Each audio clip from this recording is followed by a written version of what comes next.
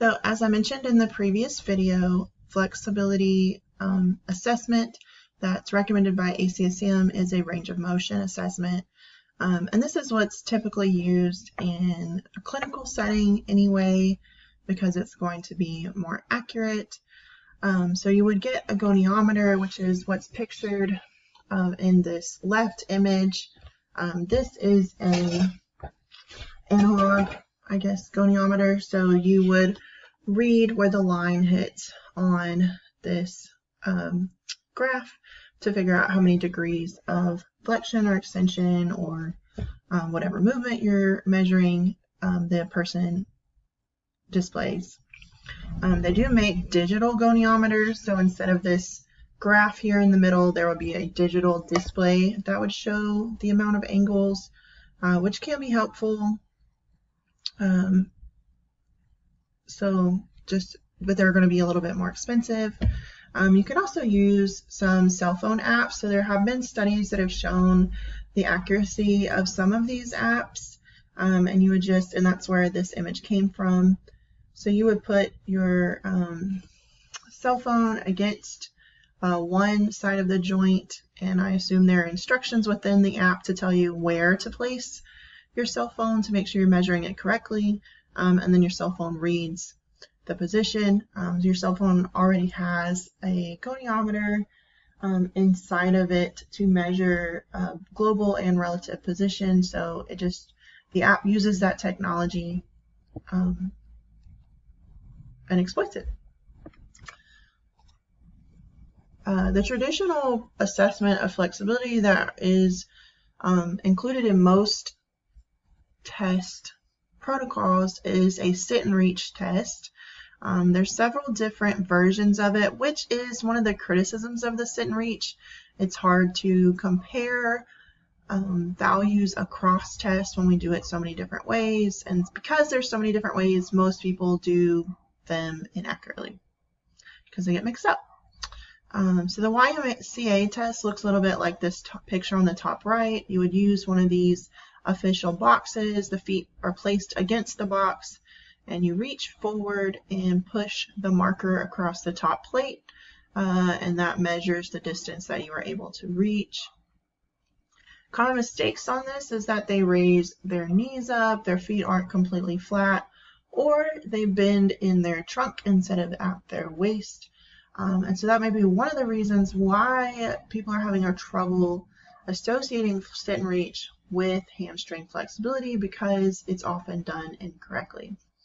The V-sit is what you'll do in your test protocol for your lab skills assignment, and it looks like this one on the bottom left. So you'll use a yardstick. That makes it more accessible. If you don't have a yardstick, you can just tape the measuring tape that you're given onto the floor.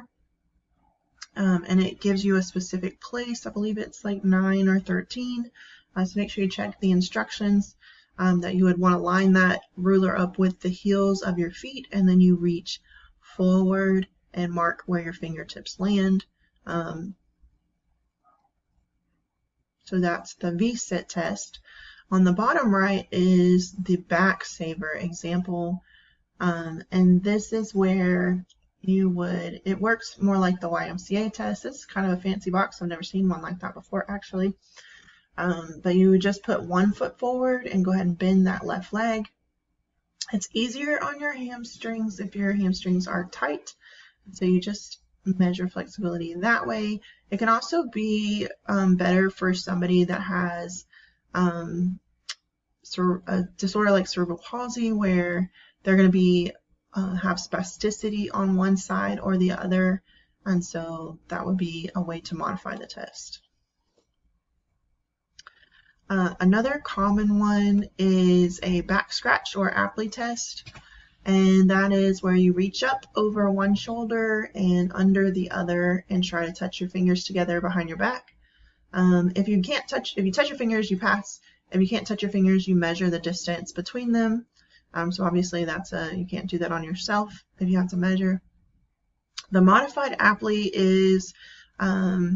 was developed for persons with musculoskeletal disabilities, And so it's a one-arm test, and you would reach up and try to touch the center of your back, but you just mark as close as you get. So are you able to reach to your chin, the top of your head, your, I think your shoulder, and then also the back. So when we're doing balance assessment, some of the static balance tests are a unipedal stance and a BESS test. This picture here is an example of the BESS test. So there's 3 different positions, and you do them on either a flat surface or a foam surface. So you stand with your feet narrow, and I believe these are all eyes closed. And then you stand on one foot, and then you stand, the C and F is a tandem position, that's heel toe.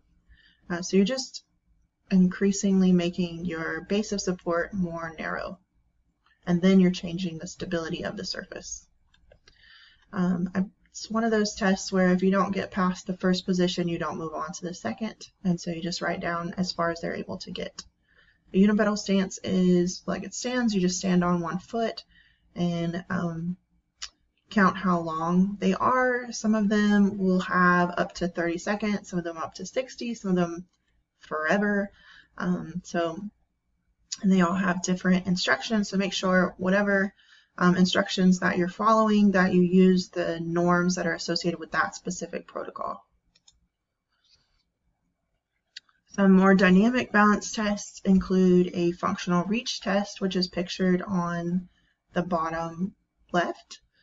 So you stand against a wall. The ruler is typically placed on the wall.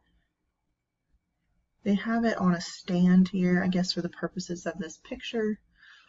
Anyway, so you stand straight and then try to reach forward as far as possible, and you measure the distance that you're able to reach without having to take a step.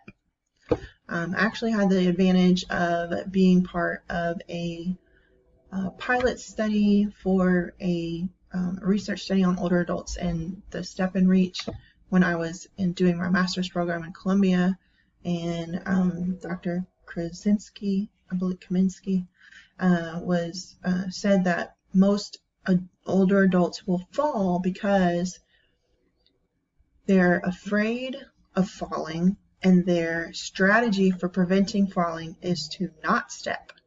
But that actually ends up making them reach beyond their base of support, which makes them more likely to fall. So their strategy for reducing falls is ineffective, which was interesting. The top picture is the tug test. It's a timed up and go. That's what the TUG stands for. You sit in a chair, you tell them to go, they walk approximately 3 meters, go around a cone and come back, and you time them from the time they get up to the time they sit back down. In that time, there's norms there associated with different health measures. On the right is the picture of the Y balance test. This is actually the Y balance tool from the FMS program. You can just put tape on the floor. You don't have to buy one of these expensive kits, but it can be helpful for making sure you're measuring it accurately, because it does have these slides here. But you stand on one foot and you reach forward as is shown in the picture as far as possible, stand back up, and then reach to your back right as far as possible, and then stand back up and reach to your back left as far as possible, and then you would do it on the opposite foot. Okay, so next up we'll talk about the functional movement screen and then exercise prescription.